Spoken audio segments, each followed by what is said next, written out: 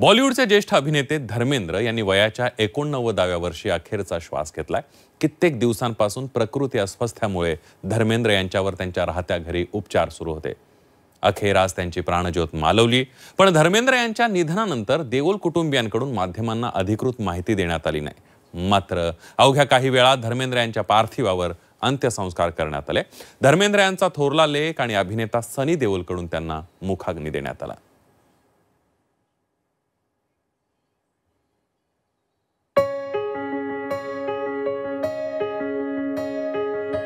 धरमसिंह देओल फाळणी पूर्व भारतात 8 डिसेंबर 1935 रोजी पंजाबमध्ये जन्म झालेली ही व्यक्तीच पुढे धर्मेंद्र म्हणून नावारूपाला आली।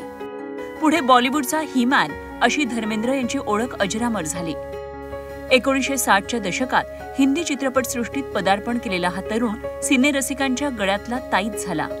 अत्यंत देखणा चेहरा, मजबूत शरीरयष्टी, मोहक हास्य असं धर्मेंद्र यांचं लोभस रूप पाहणाऱ्याला त्याच्या प्रेमात पडायला लावायचं। रुपेरी पडद्यावर मारधाड पटामध्ये ही-मॅनची भूमिका साकारणारा हा हिरो बिमल रॉय, ऋषिकेश मुखर्जी, चेतन आनंद या आणि इतर प्रतिभावान दिग्दर्शकांच्या चित्रपटांमधून हळूवार भूमिका साकारताना सहजपणे दिसला। अनेक गाजलेले चित्रपट धर्मेंद्र यांनी दिले, मात्र पूर्ण कारकिर्दीमध्ये त्यांना एकदाही चित्रपट पुरस्कार मिळू शकला नाही। मोकळ्या स्वभावाचे असलेले धर्मेंद्र यांनी ही सल जीवन गौरव पुरस्कार स्वीकारताना बोलूनही दाखवली। हा ही-मॅन मुळात संवेदनशील आणि कवी मनाचा होता।